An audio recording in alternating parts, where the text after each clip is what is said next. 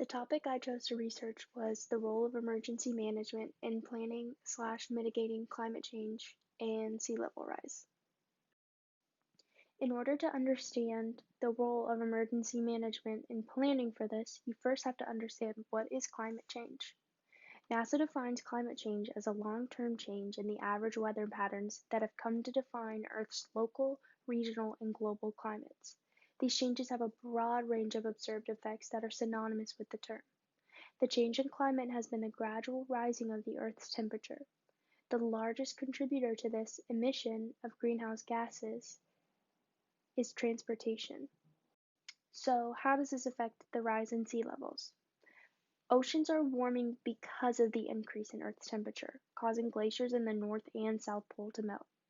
By the end of the century, global mean sea level is likely to rise at least 1 foot above 2000 levels, even if greenhouse gas emissions follow a relatively low pathway in the coming decades. Another important question to ask is, what will be the challenges faced because of climate change and the rises in sea level? FEMA has a great answer for this. More intense storms, frequent heavy precipitation, heat waves, drought, extreme flooding, and higher sea levels could significantly alter the types and magnitude of hazards faced by communities and the emergency management professionals serving them. Regardless of why the climate is changing, emergency managers have to be poised to respond to disasters and support preparedness efforts nationwide. It is important to note the rapid rate at which sea levels have risen in South Florida in particular.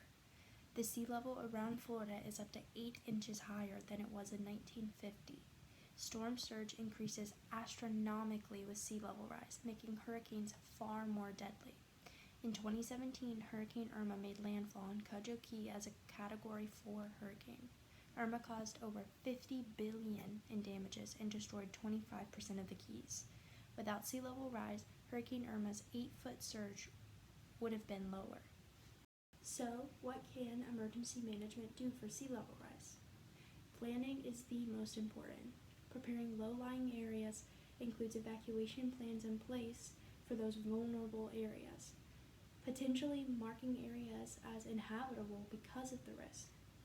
Seawalls are a form of mitigating the problem, but come with a few pros and cons. Advantages can be seawalls include protection for buildings and prevention of coastal flooding, but the cons are that they're very expensive to build and to maintain.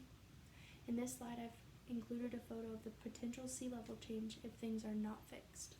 With climate change, mitigation is the best strategy at this point. Examples could include incentivizing carpooling, electric transportation, and renewable energy. If those things are not fixed soon, planning for a new climate is a real possibility, which would be things that emergency management professionals would be having to do. This would include preparing coastal areas for the reality of severe flooding and protecting communities from wildfires.